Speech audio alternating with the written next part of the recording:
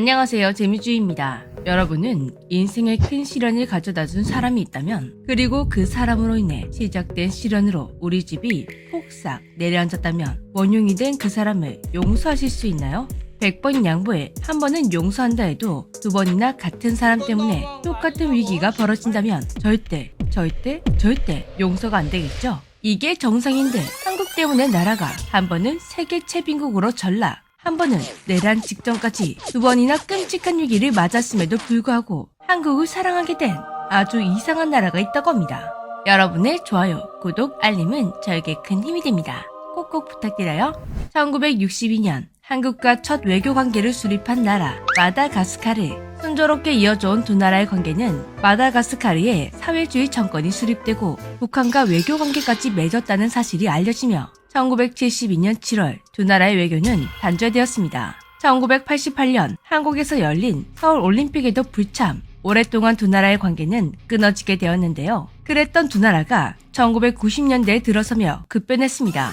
1993년 새롭게 지파 정권이 들어서며 외교 관계가 정상화되었고 한국 기업들이 현지에 진출하는 등 두 나라의 관계가 많이 개선되었습니다. 하지만 4년 뒤인 1997년 한국의 IMF가 터지면서 이 여파로 인해 마다가스카르는 최빈국 중 하나로 전락할 만큼 경제가 박살나버렸습니다. 한국의 IMF가 터지면서 세계 경제가 위축되긴 했지만 마다가스카르의 피해가 유독 심각했던 이유, 마다가스카르는 다양하고 풍부한 자원을 가졌지만 그걸 개발할 기술이 부족해 농업이 주 수입원이었습니다. 그래도 지파 정권 다음에 들어선 라치라카 정권이 이 점을 잘 활용해 국가 경제가 점차 좋아지고 있었는데요. 하지만 코카콜라와 맺었던 바닐라 수출 계약이 끊어지면서 다시 나라 경제가 어려워졌습니다. 겨우 한 기업에게 수출하는 길이 막혔다고 나라가 운영이 안 될 만큼 큰 경제 위기에 처하게 되다니 라치라카 대통령은 이대로는 안 되겠다고 느꼈는지 해외 자본을 유치해 본격적으로 다른 산업도 키우면서 성장해보려고 했는데요. 이때 딱 한국에서 IMF가 터져버린 것입니다. 마다가스카르에 들어왔던 해외 자본 90%가 쑥 빠져나가게 되었고 코카콜라 때와는 비교도 안 될 만큼 큰 위기를 맞게 되었습니다. 마다가스카르는 세계 최빈국으로 전락하게 되었죠. 이뿐만이 아니었습니다. 경제 위기를 극복하지 못해 민심이 있게 된 라치라카 대통령은 2001년 치러진 선거에서 마르크 라발로 마나나에게 패배하고 말았습니다. 이후 라치라카는 2002년 프랑스로 망명하게 되었습니다. 경제인 출신이었던 라발로 마나나 대통령은 신자유 정책을 펼치며 해외 자금을 확보하기 위해 마다가스카르의 농지를 외국인에게 전면 개방했습니다. 기적적으로 IMF가 주도하는 빈곤 감소 전략 계획에 최우선 수혜국으로 지정되며 외국 자본을 수월하게 끌어당길 수 있었는데요. 덕분에 곤두박질 쳤던 마다가스카르의 경제는 상승 곡선을 타게 되었습니다. 그렇게 다시 살아나는가 했는데 2008년 또 한국 때문에 위기에 봉착하게 되었습니다. 2008년 11월 마다가스카르의 정부는 한국 기업 대우 로지스틱과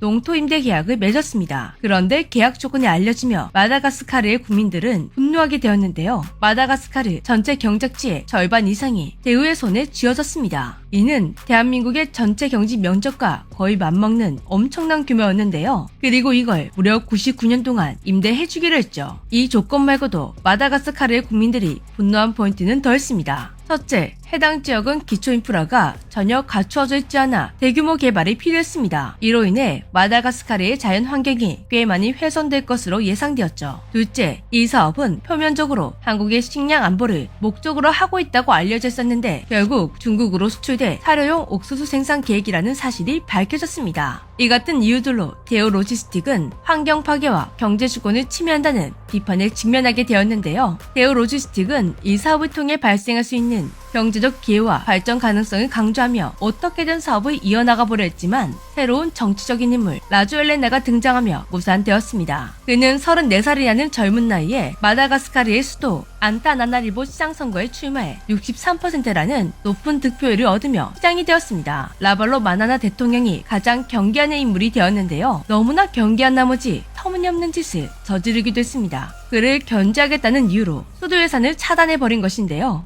이 사건으로 인해 오히려 민심이 라조엘레나에게 기울게 되었습니다. 이렇게 민심을 꽉 잡고 있던 라조엘레나는 대우 로지스틱과의 계약을 반대하는 대표적인 인물이었습니다. 그는 계약이 성사되기 전 프랑스로 망명한 라치라카 전 대통령을 찾아가 대우와의 계약을 비판하는 인터뷰를 따왔고 그걸 자신이 소유하고 있던 방송국을 통해 방송하기도 했습니다. 이 사건으로 라주엘레나에게 체포영장이 발부되었는데요. 이때 라주엘레나는 수도 시민들의 지지율을 이끌어내겠다고 황당한 소문을 퍼뜨렸습니다. 수도인 안타나나리보 수돗물에 독이 들어있다. 이것도 정말 황당한데 정부의 대응은 더 황당했습니다. 소문은 사실이 아니다 라고 말하며 그래도 주의해라. 독이 있다 없다를 정확하게 말하지 않아 국민을 더 혼란스럽게 만들었는데요. 이런 대응은 국민들의 분노가 폭발하는 시발점이 되었습니다. 내정급 혼란이 일어나게 된 것인데요. 분노한 시위대는 대통령궁으로 몰려갔고 시위대를 진압하는 과정에서 공기가 사용, 무려 100명이 사망, 218명이 부상을 입는 비극이 일어났습니다. 이 사건으로 민심은 완전 돌아서게 되었는데요. 군부조차 정권의 시위 진압 명령을 거부하고 라주엘레나 측의 가담, 라발로 마나나는 결국 사임, 남아프리카 공화국으로 망명했습니다. 라주엘레나는 정권을 잡자마자 대우 로지스티커의 농지임대 개발을 전면 무효화시켜버렸습니다. 지금까지 이야기를 들었을 때 여러분은 마다가스카르가 한국을 어떻게 생각할 것 같나요? 한 번도 아닌 두 번이나 나라의 위기를 유발했던 한국을 곱게 볼 리가 없겠죠? 실제로 국민들 사이에는 혐한 분위기가 조성되기도 했고 대우와의 계약을 파기시킨 인물이 정권을 잡은 것이라 당연히 한국과의 관계가 어색해질 것이라 예상했는데 놀랍게도 라주엘레나는 한국과의 교류를 적극적으로 이어가려고 노력했습니다. 오히려 이 정권이 들어선 이후 한국과의 교류가 더 활발해졌다고 하는데요. 두 나라는 농업 분야에서 협력하며 한국식 농법과 한국에서 개발된 통일벼가 마다가스카르에 전수되었고